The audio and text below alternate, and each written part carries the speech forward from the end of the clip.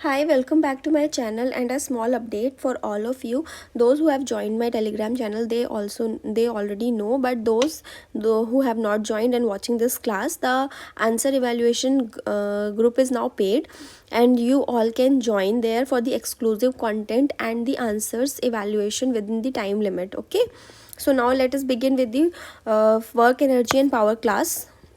Work theorem होता क्या है? ये मोस्टली हायर एंड का कॉन्सेप्ट है, 12th क्लास वगैरह में ज़्यादातर इसे कंसिडर करते हैं, लेकिन आपको सिर्फ थ्योरेटिकल पार्ट यहाँ पे जानना है और बेसिक क्वेश्चंस न्यूमेरिकल बेसिस पे, जैसे मैंने अपने आंसर राइटिंग ग्रुप में डाला भी हुआ है, उस तरीके से पूछा जाता है, तो मैं आपको यहाँ पे कराऊंगी आज, ठीक है। वर्क थ्योरम क्या होता है? वर्क थ्योरी बेसिकली क्या होता है कि फिजिक्स में वर्क को हम कैसे कंसिडर करते हैं, that differs from its everyday uses. Work in physics is defined as occurring only when an applied force causes displacement in an object. Work तभी हम किसी चीज़ को वर्क बोलते हैं या वर्क डन बोलते हैं जब किसी भी बॉडी का डिस्प्लेसमेंट होता है, एक जगह से दूसरी जगह जब वो बॉडी चलती है तभी उस पर वर्क होता है, ठीक है। If there is no displacement in the direction of applied force, जैसे कि आप इधर जा रहे हो और इधर ही आपने फोर्स लगाया है, तभी वर्क डन कंसिडर होगा, then no work is consider to have been done. लेकिन अगर जिस डायरेक्शन में आप जा रहे हो और किसी और डायरेक्शन में वर्क डन हो रहा है, तो आपका वर्क ज़ीरो भी कंसिडर किया जाएगा। वो कौन से केसेस होते हैं वो मैं नीचे बताऊंगी। ज़रूरी नहीं है कि आप हर टाइम पे वर्क ही कर रहे हो, ऑल्दो एनर्जी रिलीज होती है, बट हर टाइम पे वर्क नहीं हो रहा होता है। वो डिपेंड करता है कि अप्लाइड फोर्स कहाँ पे और किस डायरेक्शन में लग रहा है, ठीक है। डेफिनेशन ऑफ वर्क क्या होता है? Work in a mathematically term we define as the product of force and the displacement in the direction of that force. This term is very important. अगर आपसे क्वेश्चन भी पूछा जाता है कि डिफाइन वर्क, तो आपको डायरेक्शन ऑफ दैट फोर्स अगर आप नहीं लिख के आए हो तो आपका मार्क्स नहीं मिलेगा, भले आप सिर्फ ये लिख के आए हो कि product of force and displacement होता है तब भी, ठीक है। तो इसका फॉर्मूला क्या होता है? W is equals to F D cos theta. Cos theta मतलब उस एंगल पे डिपेंड करता है कि कितना वर्क हुआ है और कितना नहीं, ठीक है। वर्क W हम वर्क डन से डिफाइन करते हैं एंड F को हम बताते हैं magnitude of applied force. Magnitude क्यों? क्योंकि डायरेक्शन डिस्प्लेसमेंट के थ्रू तय होगा, ठीक है। Displacement in the direction of force, जहाँ पर फोर्स लग रहा है उधर ही मूवमेंट होगा। ये तो आपको सबको पता है कि अगर फोर्स हम अपवर्ड लगाएंगे तो मूवमेंट अपवर्ड होगा, अगर फोर्स हम डाउनवर्ड लगाएंगे तो डाउनवर्ड मूवमेंट होगा। और एंगल क्या होता है? जो भी फोर्स और डिस्प्लेसमेंट के बीच का एंगल होता है उसे हम बोलते हैं कॉस थीटा या फिर थीटा, ठीक है। The SI unit of work is newton metre. ये आप याद रख लो, एसआई यूनिट क्या होती है? न्यूटन। क्यों? न्यूटन फोर्स की यूनिट, मीटर हो गई आपकी डिस्प्लेसमेंट की unit. 1 joule is equals to 10⁻⁷ ergs. ये एमसीक्यू में पूछा जा सकता है, तो ये ध्यान रखिए, 1 जूल हम बोलते हैं 10⁻⁷ अर्ग को। अब देखो नोट इंपॉर्टेंट क्या है? If there is no movement no work is done regardless of the force of magnitude. अब फोर्स मैग्नीट्यूड मतलब आपको ये तो पता है कि न्यूटन का थर्ड लॉ ऑफ मोशन क्या बोलता है कि every body has equal and opposite reaction, ठीक है। अब इसमें क्या ये बोल रहा है कि अगर आप कोई भी वर्क कर रहे हो लेकिन सेम डायरेक्शन में मूवमेंट नहीं हो रहा जिस डायरेक्शन में फोर्स लग रहा है, तो वहाँ पे वर्क डन आपका जीरो हो जाएगा, डिस्पाइट आप कोई काम कर रहे हो तो, ठीक है। अब work done bye a force of an angle कैसे कंसिडर करते हैं? ये कॉस थीटा की जैसी वैल्यू होगी वैसे ही आपका वर्क डन चेंज होता रहेगा। अगर कॉस थीटा यहाँ पे 1 कंसिडर करोगे तो work done F into D होगा, जितना फोर्स और डिस्प्लेसमेंट आपका हुआ होगा उसके हिसाब से आप वर्क डन निकाल सकते हो। लेकिन किस किस केसेस में वर्क डन जीरो कंसिडर किया जाएगा? जब कॉस थीटा की वैल्यू 90 डिग्री हो जाएगी तब आपका वर्क डन जीरो हो जाएगा, और ऑपोजिट जब 180 डिग्री कॉस थीटा की वैल्यू होगी तो वर्क डन ऑपोजिट होगा। मतलब अगर आपने फोर्स यहाँ लगाया है तो वर्क डन इस साइड कंसिडर किया जाएगा, ठीक है। अब इस केस में आप देख लो, work done can be positive, negative और जीरो। अब देखो इसमें हमने उसमें क्या पढ़ा था, आपका डिस्टेंस और डिस्प्लेसमेंट वाले में क्या पढ़ा था कि डिस्टेंस कभी जीरो नहीं हो सकती है या फिर डिस्प्लेसमेंट कभी क्या नहीं हो सकता है, वो मुझे आप कमेंट में लिख के बताओ। और इस वाले केस में क्या है, वर्क डन जीरो भी हो सकता है depending upon the value of theta. अगर थीटा की वैल्यू 0 से ज़्यादा है और 90 डिग्री से कम है तो वर्क डन एक्यूट एंगल पे होगा, ठीक है। अगर थीटा की वैल्यू 90 से ज़्यादा है लेकिन 180 से कम है तो वर्क डन ऑब्ट्यूज एंगल पे होगा। लेकिन अगर थीटा की वैल्यू 90 है तो वर्क डन परपेंडिकुलर है, ऐसे है, फोर्स कहीं लग रहा है, डिस्प्लेसमेंट यहाँ लग रहा है, तो फिर आपकी वर्क डन जीरो हो जाएगा। इन केस इसके केसेस क्या है ये आप देख लो, एग्जाम्पल्स आप यहाँ से देख सकते हो, और इसी एग्जाम्पल्स को आप अपने आंसर राइटिंग में भी कोट करके आ सकते हो। Work is a scalar quantity, क्या इसके पास मैग्नीट्यूड डायरेक्शन दोनों होता है या नहीं होता है? And can be either positive और negative depending upon the force of displacement और डिपेंडिंग अपॉन द थीटा, ठीक है। The time taken to perform work done does not affect the amount of work done, ये भी बहुत important concept है क्योंकि इसमें टाइम का कहीं पे रोल ही नहीं है। देख लो आप, अगर आपका फोर्स ऊपर लग रहा है, डिस्प्लेसमेंट इसमें जीरो है क्योंकि आपका मूवमेंट कहीं नहीं हो रहा है। यहाँ पे वर्क डन थीटा इसमें क्या होगा आप मुझे बताओ कि 90 डिग्री से कम होगा या 90 डिग्री से ज़्यादा होगा। और इस केस में आपका वर्क डन जीरो क्यों है, क्योंकि थीटा 90 डिग्री और कॉस थीटा की वैल्यू जीरो होती है। अब एग्जाम्पल्स देख लो, जीरो वर्क कब होगा, if someone pushes against the stationary object with no displacement no work is done. ठीक है, कोई भी ऐसा ऑब्जेक्ट जो स्टेशनरी है और आप उसको पुश कर रहे हो लेकिन डिस्प्लेसमेंट नहीं हो रहा है तो वर्क डन नहीं होगा। पॉजिटिव वर्क डन के एग्जांपल क्या है, when a person pushes the shopping craft forward the force exerted on the cart and the displacement are in the same direction. जैसे आपने कोई सामान खरीदा, आप इधर ही फोर्स लगा रहे हो, इधर ही आप अपने ट्रॉली को चला रहे हो, तो उस केस में वर्क डन आपका पॉजिटिव हो रहा है क्योंकि दोनों का डायरेक्शन सेम है। नेगेटिव वर्क डन क्या होगा, और इस केस में दोनों का डायरेक्शन सेम है तो क्या इसकी वैल्यू 180 डिग्री हो सकती है कॉस थीटा की, नहीं, ये भी याद रखो 180 डिग्री से कम ही होगा।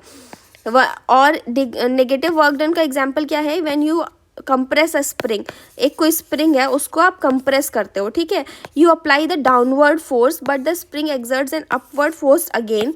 आपने कोई स्प्रिंग को कंप्रेस किया, आपने डाउनवर्ड फोर्स लगाया लेकिन स्प्रिंग अपने आप को दोबारा से वो पीछे ले जाती है, since the force and displacement are in opposite direction. अब आपको ये पता है कि स्प्रिंग अपने आप को पीछे लगी तो मूवमेंट इसका पीछे हुआ, फोर्स आपने नीचे लगाया था। The work done in this case of spring is negative क्योंकि एंगल कितना बन रहा है, 180 डिग्री का एंगल बन रहा है क्या। देखो आप, ये स्प्रिंग है, आपने इस पर फोर्स लगाया, नीचे की तरफ मूवमेंट की, लेकिन वापस से कंप्रेस होगी तो ऊपर जाएगी, आपने फोर्स नीचे लगाया, तो इन दोनों के बीच का एंगल कितना हुआ, 180 डिग्री हुआ, जिसकी वजह से ये नेगेटिव वर्क डन हो जाएगा क्योंकि कॉस थीटा 180 का माइनस होता है, -1, ठीक है। इससे रिलेटेड एमसीक्यूज आपको पीडीएफ टेलीग्राम पे मिल जाएगी, आप वहाँ से देख सकते हो। एनर्जी क्या होती है, एनर्जी इज डिटरमाइंड या defined by the ability to perform work, ठीक है। Anything capable of doing work possesses the energy. क्यों, अगर आप कोई भी काम करोगे तो हीट डिसिपेट होगा, एनर्जी लॉस होएगी, उसी की वजह से हम उसे बोलते हैं एनर्जी। एनर्जी को हम जूल में कंसिडर करते हैं, उसकी एसआई यूनिट है। इलेक्ट्रिकल एनर्जी कंजम्पशन कितना होता है, किलोवाट पर आवर होता है, कितना होता है आप मुझे बताओ। 1 किलोवाट पर आवर की यूनिट, ये याद रखो क्योंकि समटाइम्स क्या होता है, अगर आपसे न्यूमेरिकल पूछा जाता है तो ये वैल्यू आपको नहीं दी जाती है, तो इसे आप ध्यान से याद कर लीजिए। 3.6 × 10⁶ जूल होता है 1 किलोवाट आवर की यूनिट या फिर उसकी value. In electricity billing kilowatt hours are called the units. देखो ये भी मतलब छोटा सा ही है, याद रखो। काइनेटिक एनर्जी क्या होती है, ये आपने बचपन से पढ़ा हुआ। Kinetic energy is the energy of an object possessed due to its motion and is always positive. Negative क्यों नहीं हो सकती है, ये भी आप मुझे लिख के बताओ कि काइनेटिक एनर्जी क्यों नेगेटिव नहीं कंसिडर करते हम, क्योंकि इसमें वेलोसिटी है, इसमें मास है। वेलोसिटी क्या नेगेटिव हो सकती है, आप बताओ, ठीक है। काइनेटिक एनर्जी हाफ mv² होती है, जग जाहिर फार्मूला है। पोटेंशियल एनर्जी mgh होती है, ये भी आपको पता है, उसमें हाइट कंसिडर किया जाता है। Potential energy is related to an object's position. Kinetic energy किस पे बात करती है कि उसमें मोशन कितना हुआ है, लेकिन इसकी पोजीशन क्या है वो पोटेंशियल एनर्जी पर डिपेंड करता है, ठीक है। पोटेंशियल एनर्जी में जो जी की वैल्यू होती है वो 9.8 मीटर/सेकंड² लेते हैं। ग्रेविटेशन वाले चैप्टर में मैंने बहुत अच्छे से समझा दिया था क्यों, और इसको समटाइम्स एग्जाम्पल सॉल्व करने के लिए आप 10 भी कंसिडर कर सकते हो जल्दी कैलकुलेशंस के लिए। अगर आपसे पूछा जाता है एग्जाम्स वगैरह में थोड़ा डिफिकल्ट न्यूमेरिकल वैल्यू तो आप 10 कंसिडर कर लेना, उससे नियरली जो आंसर्स में ऑप्शंस में दिया होगा उसे टिक मार के आ जाना अगर आपके पास टाइम नहीं है तो, ठीक है। काइनेटिक एनर्जी और ग्रेविटेशनल पोटेंशियल एनर्जी क्या होता है, ग्रेविटेशनल पोटेंशियल एनर्जी इसी को बोलते हैं जहाँ पे ग्रेविटी को हम कंसिडर करते हैं कि इसकी पोजीशन क्या है, ठीक है। आप देखो ट्रक का मूवमेंट हो रहा है, इसमें मास लग रहा है 100 kg का, 200 kg का, तो ट्रक का मूवमेंट इस साइड होगा, लेकिन जो मूवमेंट होगा जिस टाइम पे होगा तब तो उसमें काइनेटिक एनर्जी लगेगी, लेकिन जब यहाँ पे एक पोजीशन पे वो स्टैंड करके मूवमेंट हो रहा है तो उस पर पोटेंशियल एनर्जी लगेगी, ठीक है। Kinetic energy mass and velocity इसका फॉर्मूला है, ये आप याद रख लो। कितने और तरीके की एनर्जीज होती हैं, केमिकल, लाइट, केमिकल, मैकेनिकल, ठीक है। देख लो, केमिकल से मैकेनिकल एनर्जी होती है, इलेक्ट्रिकल से लाइट एनर्जी में कन्वर्ट होता है, इलेक्ट्रिकल से हीट एनर्जी में कन्वर्ट होता है। तो इतने तरह की एनर्जी के फॉर्म्स होते हैं, ठीक है। Heat energy due to temperature होती है, इलेक्ट्रिकल एनर्जी इलेक्ट्रिकल करंट की वजह से होती है, केमिकल एनर्जी केमिकल बॉन्डिंग के बीच में होती है, हम केमिस्ट्री में अच्छे से पढ़ेंगे। और न्यूक्लियर एनर्जी आपकी energy related during the fission and fusion. Fission and fusion में आपको थोरियम और यूरेनियम का कॉन्सेप्ट वो बहुत अच्छे से क्लैरिटी होनी चाहिए, उससे क्वेश्चंस बनते हैं, ये मैं आपको अच्छे से पढ़ाऊंगी जब मैं ये वाला चैप्टर कवर करूंगी, ठीक है।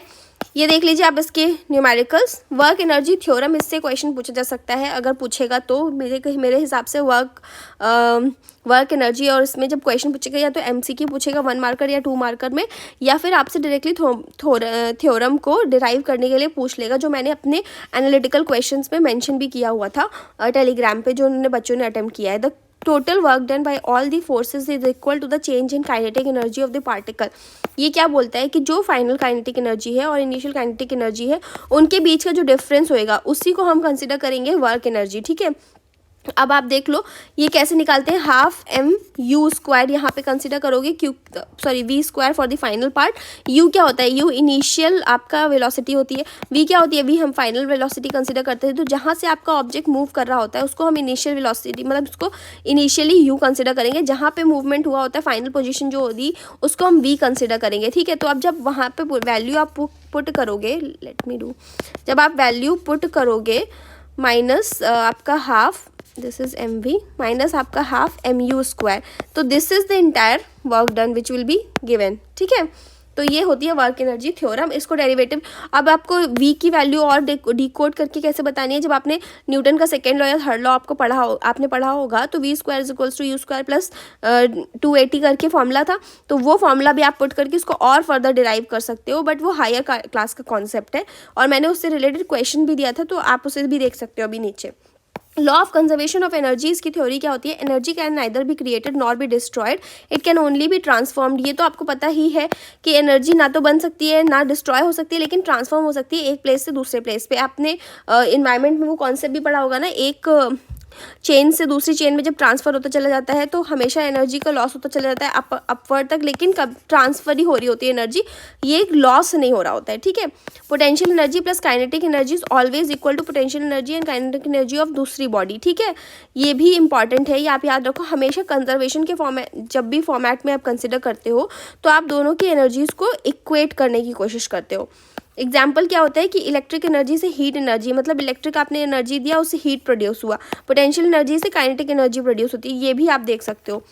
ये इसके एग्जाम्पल्स हैं। ठीक है, एमसीक्यूज में आप देख लो is equals to M C square, ये भी ये क्या होगा, आपको सी की वैल्यू पता होनी चाहिए। एम आपसे आपको दिया होगा, आपसे डायरेक्टली पूछ लेगा कि इक्वेट करके आप एनर्जी का फॉर्मूला बताओ। ठीक है, अब थ्योरी के पार्ट में आ जाओ। पावर क्या होता है, power is the rate of doing work. Simple है, इतना सिंपल डेफिनेशन कहीं और नहीं मिलेगा आपको, ये बस रटना है। Power is the rate of doing work. Power क्या होता है, work done upon time, work done that is SI unit इसकी क्या होती है, वॉट, और 1 हॉर्स पावर होता है 746 यूनिट। अब आपको यहाँ पे ये तो पता है एफ इंटू एस होता है, एफ डॉट एस या एफ डॉट डी।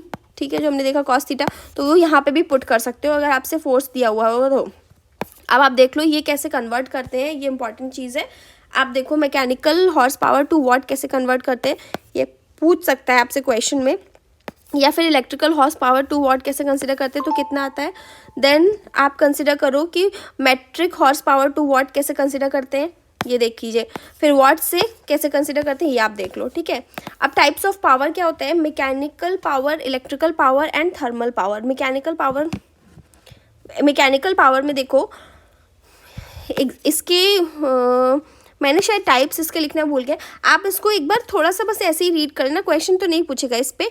लेकिन इलेक्ट्रिकल पावर की यूनिट क्या होती है या उसका फॉर्मूला क्या होता है, P is equals to V I, जहाँ पे वी आपका वोल्टेज है और आई आपका करंट है। ठीक है, तो ये आपसे पूछा दिया, ये आपको दिया ही होगा। अगर आपको निकालना है तो आप डायरेक्टली यहाँ से निकाल सकते हो, लेकिन हम आगे इस चैप्टर को फर्दर पढ़ेंगे, इन सब चैप्टर्स को हम पावर में और डिटेल में पढ़ेंगे जब आगे हम दूसरे चैप्टर्स को कंसिडर करेंगे तब। ठीक है, आपको ये दे दिया है जूल में वर्क डन और आपको 2 टाइम दे दिया, तो वो W/T से आप यहाँ से निकाल सकते हो। 1 horse power is equal to 746 watt, ये तो बहुत बार क्वेश्चन पूछा जा चुका है। 16 वाट का बल्ब है, 1 घंटे तक जला है, तो उसकी एनर्जी कितनी लॉस हुई है, तो आप इससे भी यहाँ पर भी पावर का फॉर्मूला लगा के आप निकाल सकते हो, लेकिन इसको आप कन्वर्ट कर देना मिनट्स में। ठीक है, कोलिजन क्या होता है, collision is an event in which 2 bodies come into contact with each other. ठीक है, या तो ऐसे होता है, कोलिजन हमेशा ऐसे होता है ना, न्यूक्लियर फिजन फ्यूजन में हम इसे अच्छे से पढ़ेंगे। with each other for a short period of time, the total momentum and kinetic energy may or may not be conserved. For instance, in an elastic collision, the moment and kinetic energy before and after collision are conserved. आप rubber band लो, उसे खींचो, वापस वो अपनी दोबारा position पे आ जाता है या शेप में आ जाता है, वो इसका एग्जाम्पल बहुत बढ़िया है। Collision occurs when two or more bodies interact briefly for a time period and exchanging moment and kinetic energy. जो पहले वाले की potential energy और kinetic energy थी वो बाद में दूसरे वाले की potential energy और kinetic energy में convert हो जाती है, ये आपको पता होना चाहिए. Momentum conserved in all collisions, ये important है. Kinetic energy conserved only in elastic collision. देखो very very important terminology क्या है. kinetic energy जो होती है वो सिर्फ conserve होती है elastic collision में, लेकिन momentum conserve रहता है सारे collisions में. ठीक है, इंपॉर्टेंट कॉन्सेप्ट था, याद कर लीजिए. इलास्टिक कोलिजन क्या होता है कि मोमेंटम इसमें कंजर्व रहता है, हमने अभी पढ़ा. ठीक है, काइनेटिक एनर्जी इसमें कंजर्व रहती है सिर्फ इसी में, और इसका इलास्टिसिटी इज इक्वल्स टू 1 होता है. ठीक है, इन इलास्टिक में क्या होता है कि आपने कुछ चीज़ को खींचा और वो वापस से अपनी पोजीशन में रिटेन नहीं हो पाया. मोमेंटम कंजर्व हुआ लेकिन काइनेटिक एनर्जी कंजर्व नहीं हुई क्योंकि वापस उस पोजीशन पे वो आ ही नहीं पाया. For elastic collision elasticity is equals to 1. Inelastic collision के लिए 0 से कम इलास्टिसिटी होती है और 1 से भी कम होती है. ठीक है, ये कंसिडर. फॉर कंप्लीट इलास्टिक में तो 0 हो जाती है. ठीक, आप बस आप यह याद रखो इसमें 1 रहती है और इन इलास्टिक में 0 हो जाती है. देखो आप यहाँ से कोई एक मास था, मास 2 पे गया, फिर वो उसकी दो वेलोसिटी में कन्वर्ट हो गया, इलास्टिक एनर्जी. इन इलास्टिक में क्या हुआ, दोनों आए और एनर्जी कंजर्व नहीं हुई. Now this is the question which you can solve. ठीक है, अभी हमने जो क्वेश्चन दिया था टेलीग्राम ग्रुप पे वो ये था कि state the work energy theorem, derive it for a body of mass m moving under the action of a constant force, illustrate the theorem with suitable examples. अब इसे कैसे कन्वर्ट मतलब कवर करना है, क्वेश्चन को कैसे होता है. मार्क्स डिवीजन देखो इस क्वेश्चन में कैसे है. पहला 1 मार्क तो आपको मिलेगा जब आपने स्टेटमेंट को डिफाइन कर दिया है कि क्वेश्चन में वो बोल क्या रहा है. दूसरा मार्क्स आपको मिलेगा जब आप थ्योरी को डिफाइन कर दोगे कि अच्छा ठीक है डेरिवेशन इस तरीके से होता है. और तीसरा मार्क्स आपको मिलेगा जब आपने डायग्राम या एग्जाम्पल कुछ डाला होगा. और फोर्थ आपको मिलेगा अगर आपने कंक्लूजन 1 मार्क का दिया होगा. ठीक है, अगर ये मैं कंसिडर कर रही हूँ, अगर ये 4 मार्क में ऐसा क्वेश्चन आता है तो इस तरीके से आपका मार्क्स डिवीजन होगा. तो पहले स्टेटमेंट में आप क्या लिख दोगे या इंट्रोडक्शन पार्ट में आप क्या लिख दोगे कि वर्क एनर्जी थ्योरम स्टेट करता है कि total work done by all the forces acting on a body is equal to the changes in its kinetic energy. Change कैसे, फाइनल और इनिशियल वाला. ठीक है, मैथमेटिकल डेरिवेशन आप करोगे सेकंड पार्ट में, आपको ये सब हेडिंग्स नहीं डालनी है, आपको सीधा सेकंड पार्ट पे आना है. जैसे आपको डायरेक्टली लिखना है कि consider a body of mass m moving with an initial velocity u, जो कि मैंने पहले बताया था, and final velocity v under a constant force of s producing displacement s. ठीक है, from newton second law of motion हमें ये तो पता है force is equals to mass into acceleration होता है. Using this equation of motion हम सेकंड्स में रख देंगे v square plus u square या v square minus u square is equals to 2as. ठीक है, इस वाले फॉर्मूले में आप यहाँ से पुट करो वैल्यूज़ को, तो आप एक्सेलरेशन निकाल लोगे. पहले यहाँ से आपने एक्सेलरेशन निकाला, एक्सेलरेशन को आप पुट करोगे यहाँ पर. अब आप देखो वर्क डन क्या होता है आपका, फोर्स इनटू डिस्प्लेसमेंट. फोर्स की वैल्यू यहाँ से आपने निकाल ली, एक्सेलरेशन से आपने यहाँ पे पुट कर दिया, तो आपका ये निकल आया. उसके बाद आप फाइनल वैल्यूज़ को पुट करो तो आपको ये पता चलेगा कि half mv square minus half mu square, ये जो हमने डायरेक्टली वहाँ पे अभी डिफाइन किया था कि kinetic energy final minus kinetic energy initial, इसको हम डायरेक्टली ये बोल सकते हैं कि वर्क डन जो है वो is equals to total kinetic energy ही होता है. ठीक, फिर आप इससे कंक्लूजन 1 लाइन का लिख दोगे एग्जाम्पल देने के बाद कि कोई moving car applies a brake, friction does negative work on the car reducing its kinetic energy until it comes to rest and the loss in kinetic energy is equal to the work done by the friction.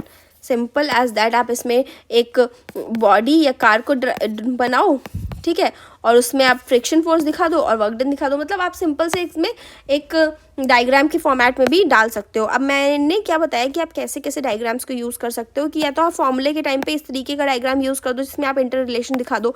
ठीक है, फिर आप चाहो तो directly एक question के format में question नहीं लिख के आप ये लिख सकते हो, let's suppose the mass of a body is 1 and the speed is this and the range or pitch is this and now the kinetic energy will be like this. तो आप ऐसे करके जैसे आपने इनिशियल वेलोसिटी u ये बता दिया, final velocity ये बता दिया, आप सब लेट सपोज करो, आप क्वेश्चन को लिखना नहीं है वहाँ पर. ठीक है, लेट सपोज करके ही आपको क्वेश्चन करना है. ऐसे ही एक और एग्जाम्पल मैंने यहाँ पे डाला हुआ है जहाँ पे आपने पोजीशंस को चेंज किया है फोर्सेस की और डिस्प्लेसमेंट ग्राफ को शो कर दिया है एंड देन आपने उसको फाइनल और इनिशियल वेलोसिटी के साथ में इक्वेट करके निकाल दिया है. ठीक है, अब आप क्या कर सकते हो कि कोई भी ब्लॉक बनाओगे जिसमें मास m बनाओगे, ठीक है, उस पर फोर्स अप्लाई करोगे F, उसका डिस्प्लेसमेंट कराओगे, एंड देन इनिशियल वेलोसिटी और फाइनल वेलोसिटी जब ये यहाँ से मूव करके यहाँ आ जाएगा तब आप इसकी इनिशियल वेलोसिटी v कर दोगे, सॉरी फाइनल वेलोसिटी v कर दोगे, इनिशियल वेलोसिटी से u से इसको चलाओगे। तो आप ऐसे भी एक डायग्राम बना सकते हो। और एग्जाम फ्रेंडली कीवर्ड्स मतलब क्या, कि आपको उस पूरे क्वेश्चन में जो जो कीवर्ड्स हैं, जो जो पॉइंटर्स हैं, या जो जो वोकैबुलरी है वो डेफिनेटली यूज़ करना ही करना है टू गेन मार्क्स। वो ये है कि वर्क एनर्जी थ्योरम क्या होता है, वो तो इंट्रोडक्शन में आपको ये नहीं लिखना है हेडिंग डाल के कि वर्क एनर्जी थ्योरम, फिर मैं हेडिंग डाल के ये कर दूँ, नहीं, इंट्रोडक्शन में कभी भी हेडिंग नहीं आती है, ये आपको सबको पता होना चाहिए। डायरेक्टली आप स्टेट करते हो कि work energy theorem is about this और अबाउट दैट, ठीक है। कांस्टेंट फोर्स आपको मेंशन करना है, चेंज इन काइनेटिक एनर्जी लिखना है। सिंबल्स को भी अगर आप लिख रहे हो तो सिंबल्स को आपको साइड में बताना है कि टोटल का मतलब ये होगा। आपको ये सिंबल्स को क्लैरिफाई करना है एग्जामिनर को कि मेरा मतलब क्या है इस चीज़ से। Newton second law of motion आप मेंशन कर रहे हो तो उसकी इक्वेट कहाँ कर रहे हो वो भी लिखना है। डेरिवेशन दे रहे हो तो आप डेरिवेशन को हेडिंग में डाल सकते हो, और ट्राई करो कि रियल लाइफ एग्जांपल्स को ज़्यादा से ज़्यादा इंक्लूड करो। सिमिलरली मैंने इवनिंग शिफ्ट में आपको दूसरा क्वेश्चन दिया था कि काइनेटिक एनर्जी को डिराइव कर, क्या होता है काइनेटिक एनर्जी वो बताइए। Derive an expression for kinetic energy of a body of mass m moving with velocity v and using the laws of motion write any one particular example of kinetic energy is used। Same as गतिज ऊर्जा को परिभाषित कीजिए गति के नियमों का उपयोग करते हुए m द्रव्यमान तथा v वेग से गतिमान पिंड की गतिज ऊर्जा का व्यंजन व्युत्पन्न कीजिए। गतिज ऊर्जा के उपयोग का कोई एक व्यवहारिक उदाहरण लिखिए। उदाहरण आपको हमेशा ही प्रेजेंट और रियल लाइफ एग्जाम्पल्स के साथ लिखना है। अब इसमें क्या होगा, 1 मार्क आपका काइनेटिक एनर्जी में देगा, डेरिवेशन में आपका 2 मार्क देगा। अगर आपने बहुत अच्छे से डायग्राम वगैरह सब कुछ निकाला हुआ है तो ये पूरा 2 मार्क्स आपको यहाँ मिल जाएगा। एग्जाम्पल और उसका क्लैरिफिकेशन बहुत अच्छे से दिया हुआ है तो आपको 1 मार्क मिल जाएगा। तो ऐसे आपके 4 मार्क्स यहाँ बनेंगे। कंक्लूजन में आप 10 करके एक लाइन भी लिख दोगे, 10 this is the final kinetic energy, 10 the kinetic energy is reserve like this, तो भी आपको मार्क्स मिल जाएगा। एक लाइन का conclusion is sufficient to end your answer, लेकिन समराइज करना ज़रूरी है आंसर्स को। वैसे ही मैंने यहाँ पे डायग्राम्स के फॉर्मेट में दिया है कि आप ऐसे भी करके वहाँ पे डिनोट करके आ सकते हो कि ये फॉर्मूला लिखा, आपने उसको वहीं के वहीं डिफाइन कर दिया, उसको बॉक्स में डाल दिया, ठीक है। ऐसे ही आप यहाँ पे भी ब्लॉग बना के उसको शो कर सकते हो। इसका इंट्रोडक्शन ये है, या PDF जब आप को मिलेगी तो आप वहाँ से देख सकते हो, ठीक है। इसको कैसे डिराइव किया, सेम उसी फॉर्मेट में इसको भी डिराइव किया गया है और ये बॉक्स में मैंने डाल दिया। Similarly with the Hindi one also आप देख लो, ठीक है।